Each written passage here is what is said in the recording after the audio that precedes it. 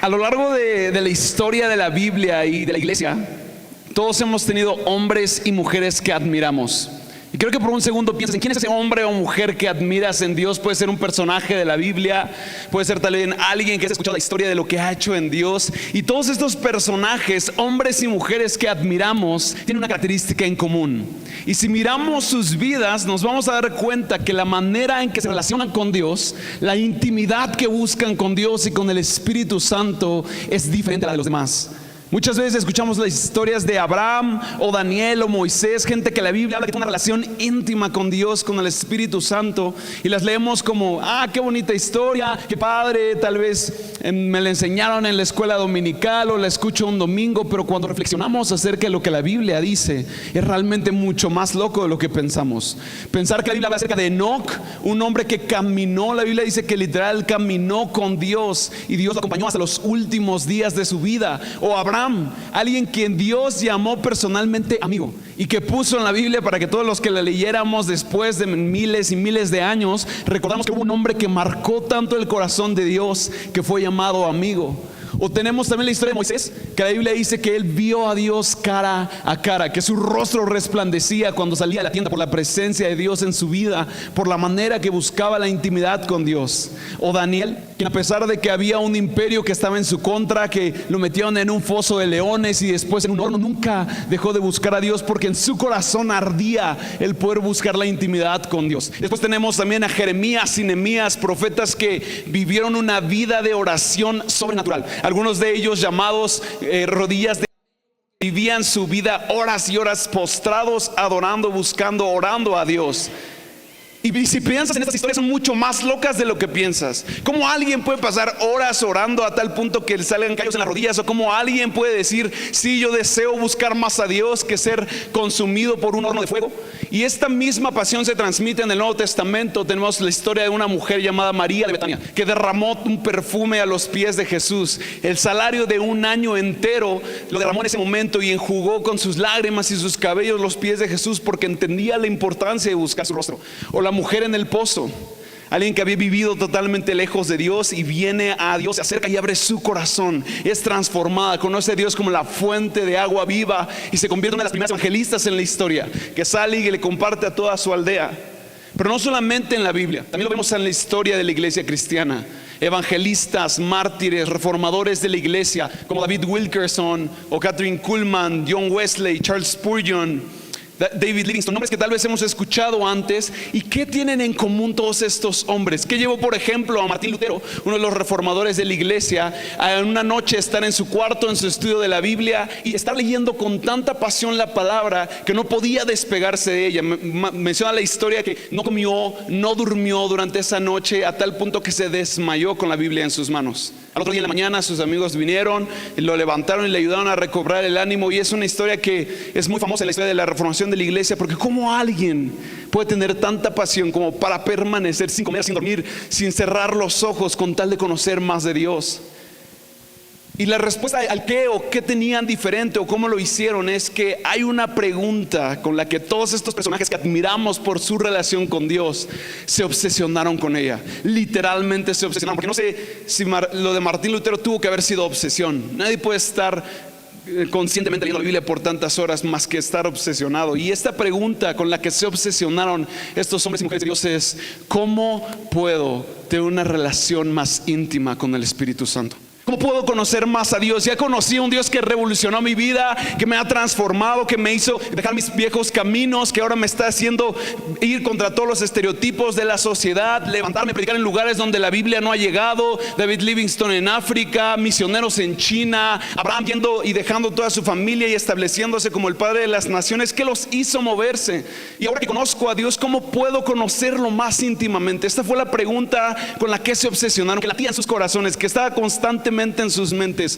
¿Cómo puedo conocer más a Dios? Y ese mismo Espíritu Santo, el Espíritu que estuvo con Moisés, que hizo que resplandeciera su rostro, o que estuvo con Jesús para obrar todos esos milagros y poder marcar un punto de cambio en la historia, o que estuvo con estos misioneros para hacer cosas sobrenaturales, que estuvo con Charles Spurgeon para ser nombrado el príncipe de los predicadores, es el mismo Espíritu que tú y yo tenemos disponible el día de hoy.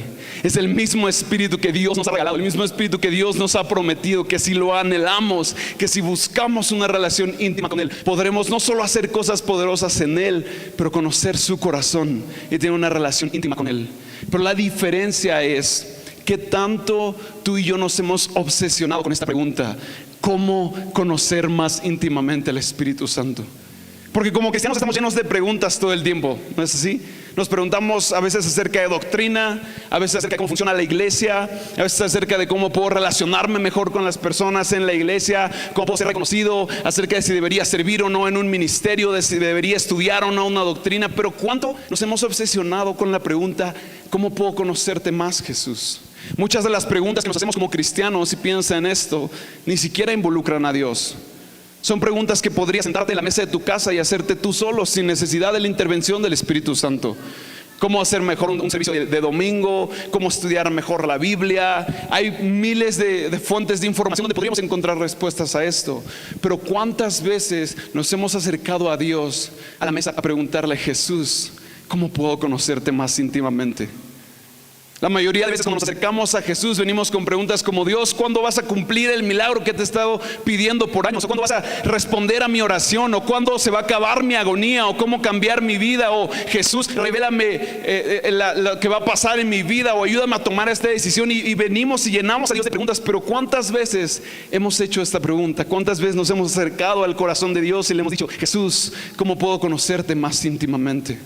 Y yo estoy fielmente convencido que una iglesia que se obsesione con la pregunta de cómo puedo conocer más al Espíritu Santo va a ser una iglesia que va a ser revolucionada, porque el corazón de la iglesia va a ser movida por la intimidad del Espíritu Santo. Y así como estos hombres marcaron la historia de la Biblia y de la iglesia cristiana, tú y yo vamos a marcar también el corazón de Dios y por lo tanto la historia de la iglesia cuando nos obsesionemos con esta pregunta. Y quiero que juntos vayamos por un viaje acerca de la historia de la iglesia, para que entendamos cómo desde el inicio, desde la fundación, lo que Dios ha estado hablando a la iglesia, su voz resonando a lo largo de las diferentes etapas. Si hubiera un eco en esa voz, el eco que sonaría en esa voz sería intimidad. Hay ecos de intimidad hablando desde la fundación de la iglesia, desde la fundación del mundo, incluso de lo que Jesús quiere hacer con su iglesia. Y si dividiéramos la iglesia, la historia de la iglesia, en tres partes, en una línea del tiempo, tendríamos al principio la fundación de la iglesia. Jesús viene en los evangelios, viene a la tierra, nos salva, pero funda su iglesia. La iglesia no es una idea de hombres, no es una idea que se le ocurrió a algún pastor en algún lado del mundo. Es una iglesia, es una idea que viene de Jesús, es una idea que viene del corazón de Dios. Jesús funda la iglesia, esa es la primera parte. Después la segunda parte de esta línea del tiempo es: Jesús promete estar con su iglesia. Y Jesús dice: voy a perfeccionarlos, voy a acompañarlos, voy a llevarlos al cumplimiento de la obra hasta que llegue la tercera parte, que es: Jesús va a regresar por su iglesia, va a venir de nuevo. Y así podríamos dividir las tres partes de la línea histórica importante acerca de la iglesia. Y en cada una de estas partes, los ecos que resuenan en ella es intimidad. Podríamos pensar que Jesús fundó su iglesia tal vez para poder tener un grupo de gente que lo adorara todo el tiempo, o para ser idolatrado, o para ser recordado. Podríamos pensar que los ecos de la iglesia tienen que ser más doctrina, o tiene que ser comportarnos bien, o tiene que ser cualquier otra cosa menos intimidad. Pero la realidad del corazón de Jesús en cada una de estas tres partes de la iglesia es intimidad. Al principio fundar su iglesia para que ellos no estuvieran solos, para que hubiera alguien, una manera por la que pudieran recordar las palabras que Jesús les había compartido. Después permanecer con su iglesia para que a lo largo de aquí a su venida ellos pudieran ser perfeccionados, pudieran tener una relación íntima con Dios hasta su segunda venida, en donde Él regresaría por su novia, por su iglesia, para poder seguir teniendo una relación íntima con ellos por la eternidad. Los ecos que hace la historia de la iglesia son ecos de intimidad. Pero no solamente sucede en los evangelios y cuando Jesús fundó la iglesia, sino esto es algo que viene desde antes, desde Génesis. Dios crea un jardín hermoso, un paraíso donde podían habitar Adán y Eva, para que Él pudiera caminar con ellos. Adán y Eva tenían una relación personal con Jesús, tenían acceso directo a la presencia de Dios. Después continúa la narrativa de la Biblia con Moisés y con hombres de Dios, mujeres de Dios, conociendo a Dios personalmente, a través de los cuales Dios se revelaba y podía tener una relación íntima con la iglesia. Después establece un sistema de sacrificios, un sistema de normas en Levítico, en Deuteronomio, para que el pueblo pudiera relacionarse con Él. después establece reyes, jueces, líderes de la iglesia que pudieran ser representantes de la voz de Dios dirigiendo a su pueblo. Después profetas que hablarían directamente desde el corazón y la voz de Dios, lo que Él quería para su iglesia. Y en todos estos momentos, lo que resuena desde Génesis, por los profetas, por los jueces, por el sistema de sacrificios, es intimidad. Lo que Dios anhela tener con su iglesia es intimidad. Y después llega un punto en la iglesia donde, después de un gran silencio, y después de que Dios voltea a ver a su creación y ve perdición, y ve que todos están lejos de Dios, que todos han sido destituidos de la gloria de Dios, su corazón es conmovido y envía a su único hijo a morir por nosotros, por el mismo eco de su corazón que ha estado de siempre: intimidad. No hay nada que pueda robarme el relacionarme con mis hijos. Necesito enviar algo, y envía a su hijo amado. Y Jesús se hace hombre y viene por nosotros para establecer esos mismos ecos de intimidad. Y creo que veamos algunos versículos que hablan acerca de esto, de cómo Jesús, cuando viene movido por esos ecos de intimidad que han venido desde el inicio, Dios lo envía. Jesús también por su propia voluntad decide venir y sacrificarse por nosotros. Y cómo es que funda la iglesia con el propósito de que lo conozcamos más, de que vivamos una relación íntima con Él. Esta primera parte que te mencionaba está en Mateo 16, 18. Y Jesús en este versículo dice: sobre esta roca edificaré mi iglesia. Jesús no está diciendo ustedes van a construir después una institución que vamos a nombrar la iglesia, o alguien más va a constituirlo. Yo edificaré mi iglesia sobre esta roca. Mateo 16, 18. Después Jesús continúa en Filipenses 1, 6 y dice: yo voy a perfeccionar la obra que voy a hacer en mi iglesia hasta el cumplimiento. Estaré con ustedes perfeccionando la obra que he iniciado. Es la segunda parte. Y aquí está el versículo: de nosotros la buena obra será perfeccionada hasta el día de Jesucristo, es decir, hasta el día de la venida. Estaré con ustedes perfeccionando esa obra, porque no hay otra manera que la obra pueda ser perfeccionada en la iglesia si no es con la presencia de Jesús en nuestras vidas. Y después viene la tercera parte en Juan 16, 16, donde Jesús les promete a sus discípulos, está en las despedidas antes de morir, y les dice: todavía no me veréis, y de nuevo un poco y me veréis, porque yo voy al Padre. Lo que está diciendo en otra versión es: pronto van a verme, voy a volver, pronto regresaré. La promesa de volver a estar con ellos. Y en cada una de estos tres fundamentos de la iglesia, de la historia de la iglesia, lo que Jesús promete es: voy a estar con ustedes, primero fundando una iglesia, después perfeccionando la obra en esa iglesia, y después volviendo por esa misma iglesia. Pero cuando nos ponemos a pensar en eso, en la historia de cómo Jesús funda la iglesia, promete estar con ella y promete regresar, cuando pensamos en la ascensión de Jesús, en después de resucitar, estar con sus discípulos unos días e ir al cielo, podríamos pensar: ¿Jesús fundó su iglesia para abandonarla? Porque al menos así parecía para los discípulos. Quien había estado con ellos durante 3 años, había transformado su vida, había revolucionado su mundo, habían dejado de dedicarse a lo que se dedicaban para dedicarse ahora a buscar de Dios. Se volvieron seguidores de Jesús, sus vidas fueron transformadas, pudieron también seguir los pasos de Jesús. Comenzó el fundamento de la iglesia, vieron la gloria de Dios, y de repente Jesús dice: bueno, me voy. Y asciende al cielo. Y la Biblia dice que se quedaron ahí ellos como diciendo: ¿ahora qué, Jesús? Hasta que tuvo que bajar un ángel y decirles lo que estaba pasando. Y parece como si Jesús hubiera abandonado a su iglesia, como si Jesús hubiera dicho: aquí termina mi ministerio, ya fundé la iglesia, prometí perfeccionarla, pero ahora la voy a abandonar. Y yo me pregunto: ¿Jesús habrá abandonado su iglesia? ¿La habrá fundado? ¿Habrá puesto sobre esta roca este fundamento que prometió que ni las mismas puertas del infierno prevalecerían ante ella para abandonarla? ¿O más bien tenía en su corazón el propósito de continuar con esa intimidad? Y es que a veces, sin darnos cuenta, como iglesia hemos vivido como si Jesús hubiera abandonado a su iglesia, como si la historia de Jesús hubiera terminado en los evangelios, y más que ser una iglesia que vive en carne y hueso, la intimidad con Dios, fuéramos una secta que idolatra a un personaje histórico que se llamó Jesús, que enseñó principios muy padres, que tiene valores muy increíbles, pero que ya no vive en nosotros.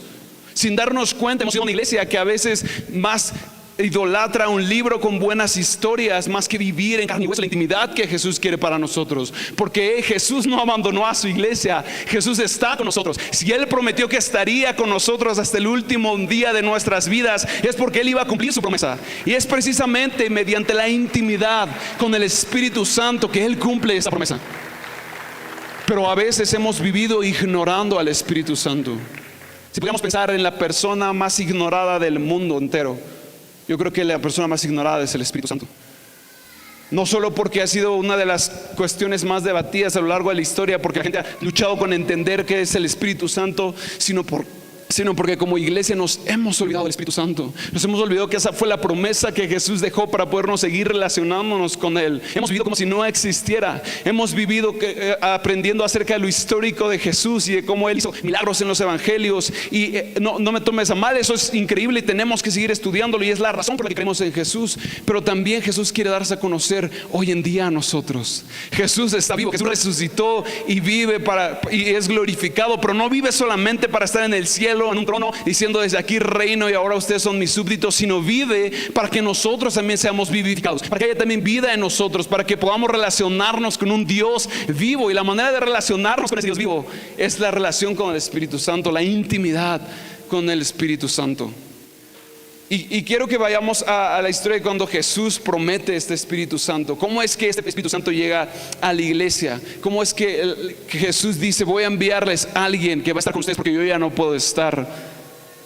Y es que este problema de entender lo que el Espíritu Santo significa en nuestras vidas no es un problema del día de hoy, ha estado a lo largo de la historia. La gente ha luchado con entender qué es el Espíritu Santo, porque antes de sentarse a la mesa con Jesús y preguntarle: Dios, revélame cómo puedo conocerte más íntimamente, se han enfocado más en responder preguntas acerca de cómo en su intelecto hace sentido el Espíritu Santo. Y han surgido corrientes como el escolasticismo, que trató de poner la Biblia como en una doctrina que fuera firme, y como el Espíritu Santo no era una doctrina que podía confirmarse por diferentes cosas, entonces lo desecharon.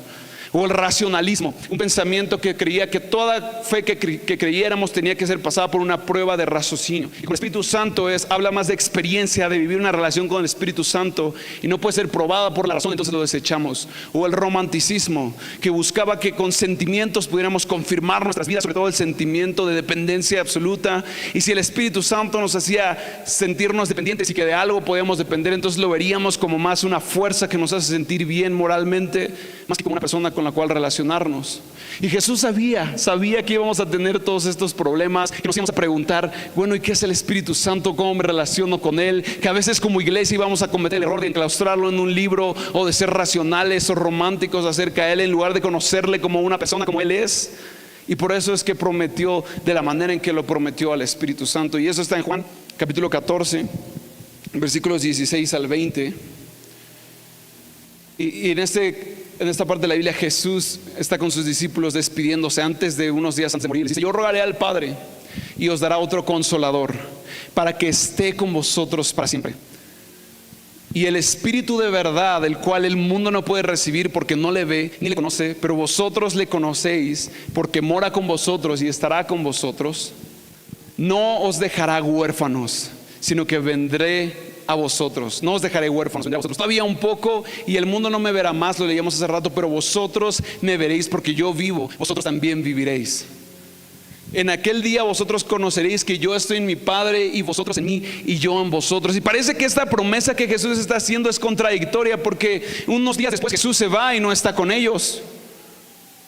En la Biblia parece que está contradiciendo, porque Jesús dice: no se preocupen, yo voy a estar con ustedes, en unos días más me voy a morir, pero voy a estar con ustedes. Pero después Jesús se va, asciende al cielo y deja a su iglesia. Pero es entonces que la promesa del Espíritu Santo viene, porque el Espíritu Santo lo que hace es tomar el papel de Jesús aquí en la tierra, lo que Jesús haría si Él estuviera aquí en la tierra y pudiera relacionarse con cada uno de nosotros y dedicarnos todo su tiempo. Es el papel de lo que hace el Espíritu Santo. Lo que le está diciendo Jesús aquí es: no estoy diciendo solo esto para que suene bonito, voy a vivir en ustedes cada día de sus vidas, y lo voy a hacer a través de la promesa del Espíritu Santo. De hecho, más adelante en Juan 16 del 5 al 14, Jesús les dice: de hecho les conviene que me vaya. Dice: pero ahora voy al que me envió y ninguno de vosotros me pregunta: ¿a dónde vas? Antes, porque os he dicho estas cosas, tristeza ha llenado vuestro corazón. Pero yo os digo la verdad, os conviene que me vaya, porque si no me fuera, el Consolador no vendría a vosotros, mas si me fuere, os lo enviaré. Y continúa hablando acerca de cómo el Espíritu Santo vendría y haría una obra de glorificar a Jesús, de establecer lo que Jesús quería en nuestras vidas. Y podemos pensar: ¿cómo que conviene que Jesús se vaya? Los discípulos podrían haber dicho: no, No conviene que te vayas. Jesús, hemos estado contigo, por ti somos cristianos, por ti aprendemos de la Biblia, por ti cambiamos nuestras vidas, por ti dejamos de ser cobradores de impuestos o cualquier otra cosa que hacíamos para seguir a Jesús en medio de toda la oposición. ¿Cómo que ahora te vas? Pero Jesús nos amaba mucho más, no solo a los discípulos y a la gente de ese momento, sino a toda la humanidad, a ti y a mí, que sabía que era mejor que se fuera, porque si Jesús no se hubiera ido, tú y yo no podríamos tener una relación íntima con el Espíritu Santo. Sería imposible que si Jesús viviera hoy en carne y hueso en la tierra, pudiéramos tener una relación personal con Él. Simplemente no daría el tiempo de podernos relacionar con Jesús. Pero Jesús anhelaba intimidad. Intimidad es el eco en su corazón, y entendía que la única manera de hacerlo es, después de haber resucitado, ascender al cielo y enviar a otro consolador. La palabra otro no significa alguien más, significa uno del mismo tipo. Y Jesús dice, voy a enviar a uno del mismo tipo. Es más, Dios está diciendo, yo mismo voy a habitar entre ustedes. Así como desde el pasado tuve que enviar a mi hijo para seguir habitando entre ustedes, para redimir a mi pueblo y poder vivir en intimidad, de la misma manera ahora enviaré a un consolador para que vivan en intimidad conmigo. Y nos conviene que Jesús se haya ido, pero nos conviene porque ahora podemos relacionarnos con Él de manera íntima. Nos conviene porque ahora podemos ver a Jesús glorificado y el Espíritu Santo dando testimonio acerca de eso en nuestras vidas. Y cuando esta promesa se cumple en Hechos 2, la iglesia entonces comprende cómo es que el Espíritu Santo, la promesa del Espíritu Santo hace sentido en sus vidas. Y en Hechos 2, versículos 1 al 4, sucede de esta manera. Y esta historia muchas veces la hemos leído y pensamos que pudo haber sido un momento muy bonito para la iglesia, ¿no? Un momento donde estaban esperando a la promesa del Espíritu Santo y donde estaban tal vez gozosos, expectantes de qué pasaría, cómo vendría, y tal vez se lo habrían imaginado. Pero la realidad es que el momento en donde viene el Espíritu Santo a la iglesia fue uno de los peores momentos de la iglesia. Aquellos que querían crucificar a Jesús, después a sus seguidores, ¿qué creían que querían hacerles? Lo mismo, crucificarles. Vivían encerrados, vivían atormentados, vivían escondidos, tratando de proclamar su fe en un aposento alto donde nadie los viera. Y yo imagino las conversaciones en el cuarto, que probablemente puedan ser conversaciones muy parecidas a las que hay hoy aquí. Como ¿qué haría Jesús? Nos prometió el Espíritu Santo, pero ¿cómo va a volver? Hoy en la mañana salí a comprar el pan y tuve que esconderme porque había alguien que quería matarme. O estoy harto ya de venir aquí y tener que esconderme para orar y para poder alabar a Dios porque nos persiguen y quieren matarnos. ¿Cuáles habrían sido las conversaciones? Tal vez muchos estaban desolados, tal vez muchos habían perdido la fe de si el Espíritu Santo realmente vendría, porque habían pasado ya días en donde Jesús había prometido que pronto vendría, pero ¿cuándo vendría? Y tal vez la conversación en esa sala era, no sé si el Espíritu Santo va a venir, cómo nos vamos a relacionar ahora como iglesia. Y en medio de esas conversaciones, dice la Biblia que cuando llegó el día de Pentecostés, estaban todos unánimes juntos, como ahora estamos. Y el siguiente versículo dice, y de repente vino del cielo un estruendo, como de un viento recio que soplaba, y el cual llenó toda la casa donde estaban sentados. En medio de conversaciones donde tal vez su corazón ya no quería más la intimidad con Dios, en medio de conversaciones donde tal vez estaban atemorizados y tristes porque estaban perseguidos, Dios ruge con un viento que iba a apagar todo ruido de no intimidad y iba a traer un nuevo sonido de intimidad en sus corazones. Y después la Biblia dice, y el Espíritu Santo se posó sobre cada uno de ellos con fuego. Y el mismo eco que desde Génesis, desde el Antiguo Testamento se había gestado, ahora estaba haciendo eco en la iglesia. Lo que el fuego en el Antiguo Testamento consumía los sacrificios, ahora está consumiendo a todos en la iglesia, consumidos para poder ser conforme a la imagen de Jesús. Y comienza ese eco de intimidad a tomar fuerza ahora en este tiempo. Y ese rugir y ese soplido del Espíritu Santo llenó esa casa y comienzan a hablar en otras lenguas, dice Dios, lenguas como de fuego, que comenzaron a hablar, y la gente que estaba a su alrededor los escuchaba hablar en otros idiomas. Probablemente este versículo no hable acerca de que la gente habló en otros idiomas, sino que las personas escucharon en su propio idioma. Que los discípulos hablaron en idiomas celestiales, en lenguas angelicales, y la gente escuchó en sus propios idiomas. Ese fue realmente tal vez el milagro, que la gente escuchó en su propio idioma. Y esto nos hace entender mucho acerca de la intimidad del Espíritu Santo. El Espíritu Santo no tanto quiere asombrarte con cómo puedes hablar otro idioma, porque puedes hacerlo también el Espíritu Santo, sino más bien quiere hablarte de una manera que comprendas, no importa cuál es tu idioma. Y así comenzó la iglesia. No comenzó con un culto de un congreso o un culto de despliegue artístico, o simplemente comenzó con gente postrada, tal vez derrotada, que no sabía qué hacer con su intimidad con el Espíritu Santo, y el Espíritu Santo viniendo con un fuego, con un soplido a sus corazones. Así como Jesús como Dios sopló aliento de vida en Adán, ahora estaba soplando aliento de vida en su iglesia. Ese sería el aliento que cobraría vida en la iglesia, el aliento del Espíritu Santo en sus vidas, trayendo intimidad a sus corazones. Y así como ellos, hoy tú y yo podamos ser llenos de ese aliento y de ese fuego que nos haga vivir como una iglesia que anhele vivir en intimidad con Él. La palabra dice constantemente que Dios, más que anhela que lo busquemos como súbditos buscan a reyes, o como gente de una religión busca a aquel que idolatran, o como gente que admira a un personaje histórico, Él anhela ser nuestro amigo. La Biblia dice: ya no son más mis enemigos, ahora los he llamado amigos. Y dice: porque los amigos escuchan lo que me ha dicho el Padre.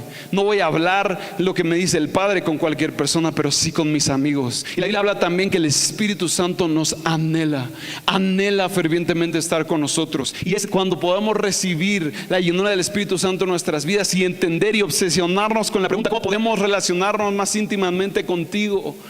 Que podamos entender esto, que Jesús anhela relacionarse con nosotros.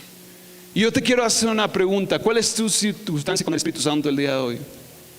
Tal vez has vivido ignorando al Espíritu Santo, de manera consciente o inconsciente. Has vivido aprendiendo acerca del Espíritu Santo, sabiendo que es parte de la Trinidad, sabiendo que existe, pero no viviendo, no considerándolo en tu día a día, no llamándolo amigo, no conversando con Él. Tal vez has escuchado acerca de cómo es Él, pero no conoces el sonido de su voz, no conoces el calor de sus brazos, no sabes que le agrada, no has visto nunca su sonrisa, no has escuchado su voz audible en tus oídos, en tu vida, diciéndote a dónde quiere dirigirte. Tal vez has vivido ignorando al Espíritu Santo, o tal vez tu situación es diferente y has vivido con el Espíritu Santo, pero lo has abandonado. Tal vez viviste tiempos de antaño donde fue gloriosa la presencia del Espíritu Santo en tu vida, donde los dones del Espíritu Santo se manifestaron en ti, donde lo conocías íntimamente, donde era tu mejor amigo, donde podías vivir lo que se vivió en Hechos, del fuego y el viento soplando en tu vida, pero ahora lo has abandonado. Algo pasó en tu vida que abandonaste al Espíritu Santo, que Él sigue anhelándote en el cuarto, en donde buscabas de Él con intimidad, pero tú lo has abandonado. O tal vez tú llevas una relación con el Espíritu Santo, pero anhelas más de Él. Cualquiera que sea tu situación el día de hoy, yo creo que Dios quiere despertar en nosotros esos ecos de intimidad. Que si escucháramos el corazón de Dios palpitar, que si pudiéramos escuchar el latido del corazón de Dios, los ecos que ese latido harían serían ecos de intimidad. Y creo que juntos hoy en esta mañana podamos escuchar la voz de Dios en nuestras vidas, llamándonos a esa intimidad. Y que cualquiera que sea tu situación, si tú has vivido ignorando al Espíritu Santo y puedes reconocerlo hoy, o si has vivido una relación con el Espíritu Santo pero la has abandonado, o si vives una relación pero anhelas más de Él, hoy puedas tomar la decisión de decir: Dios, quiero buscarte más. Quiero que ese fuego que vino en Hechos y llenó toda la casa y marcó el principio del Espíritu Santo en la historia de la iglesia, y que a partir de ese día la iglesia no sería más conocida por su religión, no sería más conocida por sus liturgias, por sus protocolos, por las normas sociales, por los milagros, serían conocidos por la intimidad. Y no solamente conocidos por Dios, por la gente alrededor, sino conocidos por Dios. Porque no importa si la gente nos conoce alrededor, pero importa que el Espíritu Santo nos conozca, que el Espíritu Santo sepa quiénes somos por nombre, que el Espíritu Santo conozca nuestra voz así como nosotros conocemos la suya. Y quiero invitarte en esta mañana que si tú te identificas con alguna de estas tres, puedas levantarte donde estás. Pero quiero que pongas de pie de manera consciente. Si tú dices: yo reconozco que he ignorado al Espíritu Santo, puedes levantarte hoy. No ante la presencia de los que estamos aquí, sino ante la presencia del Espíritu Santo, diciendo: Espíritu Santo, yo no quiero más ignorarte. Quiero vivir reconociendo quién eres en mi vida. O si tú has vivido una vida con el Espíritu Santo, pero en algún punto lo abandonaste, también puedas ponerte de pie. Y que puedas, como un acto profético, levantarte y decir: hoy yo me voy a levantar y voy a luchar por mi relación con el Espíritu Santo. O si tú tienes una relación con el Espíritu Santo pero anhelas más de Él, también puedas ponerte de pie. Ahí donde estás, puedes hacerlo en este momento. Y que puedas comenzar a hablar con el Espíritu Santo con tus propias palabras y decirle: amado, te anhelamos. Anhelamos que tu presencia llene nuestras vidas como lo hizo en el día de Pentecostés. Que como tu iglesia desde el principio, los ecos de intimidad que han marcado tu corazón hoy puedan ser lo que marque nuestras vidas como iglesia. Que queremos buscarte como la persona que eres del Espíritu Santo, Señor. Que tú sabes nuestra situación. Si hemos vivido como una iglesia que te ha ignorado, que no te ha considerado, que no conoce tu voz, que no ha sentido el calor de tu presencia, hoy podamos ser llenos del fuego de tu Espíritu Santo y ser transformados. O si en algún punto nos hemos olvidado de ti, hemos abandonado nuestra relación contigo, hoy podamos regresar a la intimidad con el Espíritu Santo. O si estamos viviendo una relación contigo, el fuego fuego de hoy en nuestras vidas sea avivado para más. Oh, amado Espíritu Santo, sopla aquí. Y donde estás, comienza a adorar al Espíritu Santo. Y el Espíritu va a venir y como en el día de Pentecostés llenar este lugar. Y deja que el Espíritu Santo llene tu vida y cambie tu situación. Oh, amado, sopla hoy aquí, amado. Que tu intimidad, Señor, haga eco en nuestro corazón. Te anhelamos y comienza a decirle ahí donde estás desde tu lugar: te anhelo, Señor, anhelo más de ti. Anhelamos ser una iglesia que sea conocida por la intimidad, que te conozca, amado. Te anhelamos, fuego. Y dile: te anhelo, amado, ven, fuego de Dios, consume, consume hoy, amado. Te anhelamos, fuego, anhelamos que tu fuego venga hoy, Señor, y nos consuma, Señor. Te anhelamos, fuego. Oh, Señor, ven a este lugar y sopla con tu fuego, amado, con tu Espíritu Santo, que podamos conocer.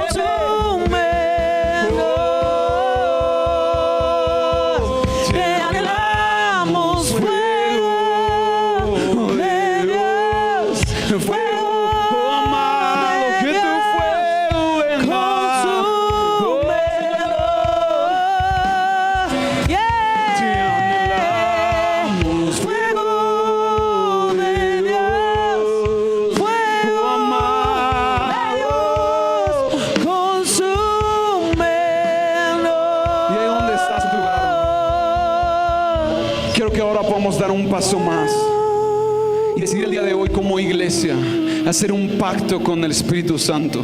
Que así como Jesús hizo un pacto con su iglesia y dijo: yo vendré y habitaré en ustedes, y se cumplió la promesa, Dios Emmanuel, Dios con nosotros cada segundo de nuestras vidas, porque el Espíritu Santo está en nuestros corazones. Así vamos también nosotros a hacer un pacto con el Espíritu Santo y decir: Señor Espíritu, hoy quiero hacer un pacto de relacionarme contigo, de no contristarte más, de si te he ignorado no hacerlo más, de poder venir y comenzar a vivir una relación de intimidad con el Espíritu Santo, y que podamos tomar esa decisión como iglesia.